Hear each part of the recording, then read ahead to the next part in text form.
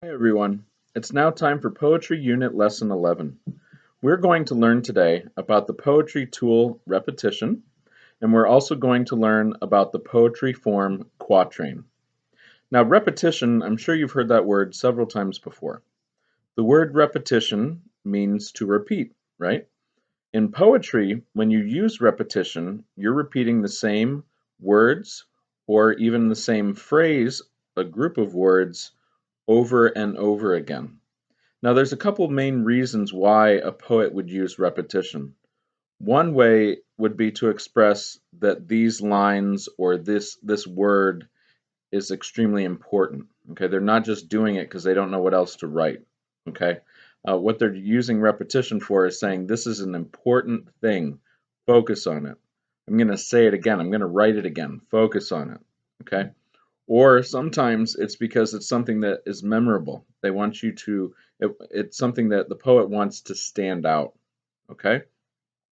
And then you'll also even find sometimes in poems, repetition either sounds like something or stands for something. In one of the poems that I read today, you'll understand what I mean by that. Okay? Uh, and a quatrain is the poetry form that we're going to be writing today and learning about today is either a four-line poem or it's a poem that's broken up into four-line stanzas.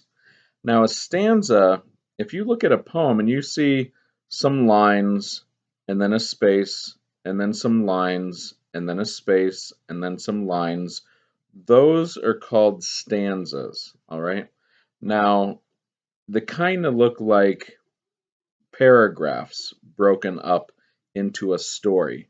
Or sometimes if you read music, it might be like the first verse, then the second verse, then the third verse. Okay. So in poetry, there can be stanzas. Now, again, back to going to the beginning of what a quatrain really is, it's a four-line poem, just four lines, or it can have four lines, then a space, then four lines, then a space, then four lines, and those are broken up into stanzas, but four lines, four lines, four lines. So you're either just writing four lines today, or if you make a longer poem, you're going to have four lines as one stanza, enter, space, four lines again, and so on and so forth. Um, there are many famous quatrains, many famous poets use that form, okay? Um, Quatrains also tend to have a poetry scheme, poetry pattern. Different patterns, though. Sometimes it's an AABB rhyme scheme, which means the first two lines rhyme and the next two lines rhyme. Sometimes it's an ABAB rhyme scheme, which means the first and third lines rhyme and the second and fourth lines rhyme. Or it could even have an AAAA rhyme scheme, which means every word at the end of each of the four lines, they all rhyme. So um, there are some examples on your Google document that show those different types of rhyme schemes. Okay, so I'm going to read a few poems that have some repetition in them. Okay, uh, there are examples of quatrains in your Google document, and you can look at that to see what type of poem you're going to write today. And I would like you to try to put some repetition in there. However, today the poetry examples that I'm going to read to you today are examples of using the poetry tool of repetition. So I'm going to use this book again because I really like it and has a lot of great poems. This poem is called At Last by James Stevenson. Dogs go in the back seat, always in the back seat, miles in the back seat, hours in the back seat. But in the parking lots of shopping centers, you'll see dogs get their chance at last to drive. Isn't that a cool poem?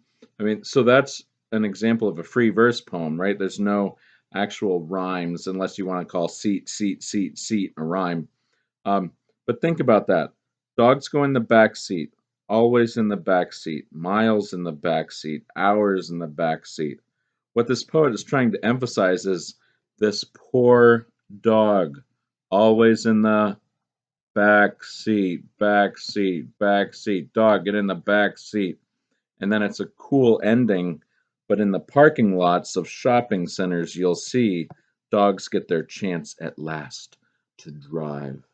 And if you ever waited in the car for someone to finish shopping in a store, sometimes if you look around, you'll see a dog sitting right there in the front seat. It looks like they're driving. So, anyway, the emphasis there, the repetition of back seat, back seat, back seat, back seat, is trying to say this is important, and it's trying to emphasize that this poor dog is always stuck in that back seat.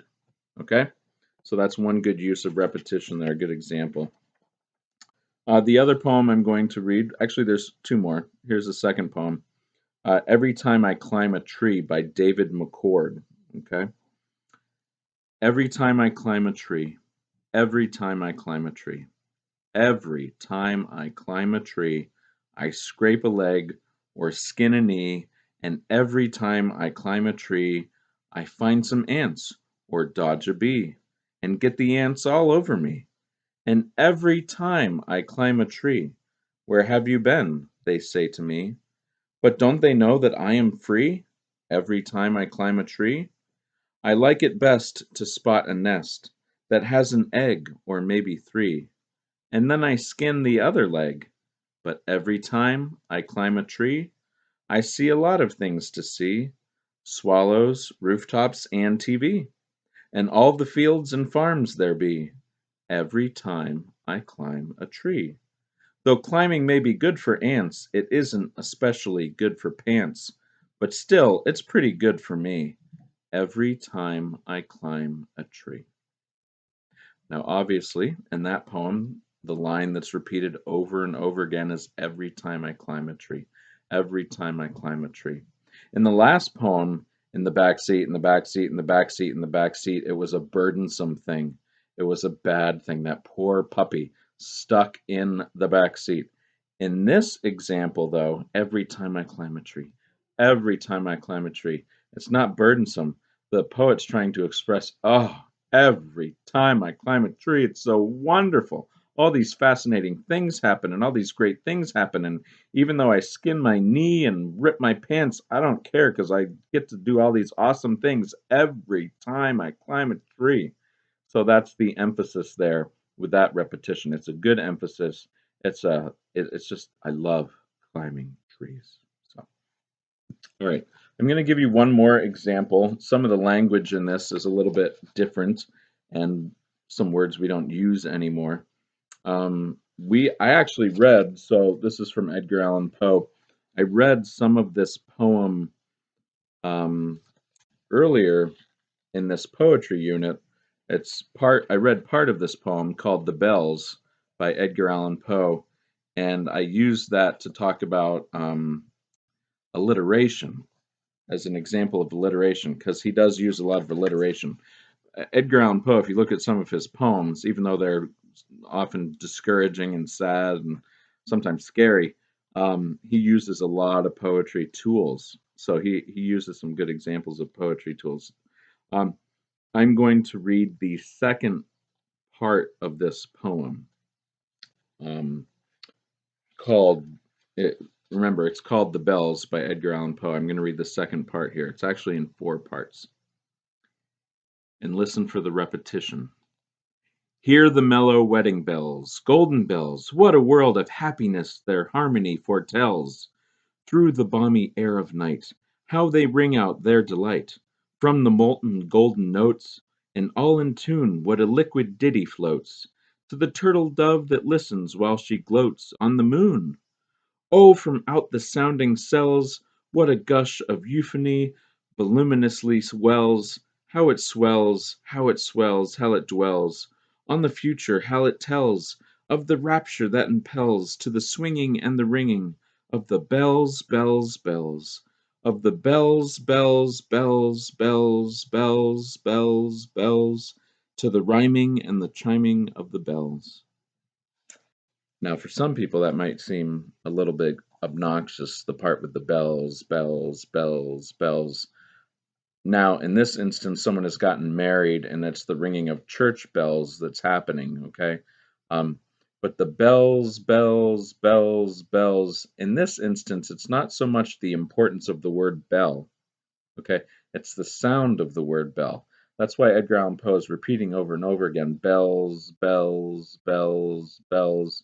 Think about a church bell or another a different type of bell ringing over and over again. Ding, ding, ding, ding. He's using the word bells, bells, bells, bells as a sound tool. Okay. All right. Well, today I'll let you go. Go get some writing done. Enjoy trying to use the tool of repetition and enjoy writing some poetry in the form of a quatrain. Make a great poem, everyone.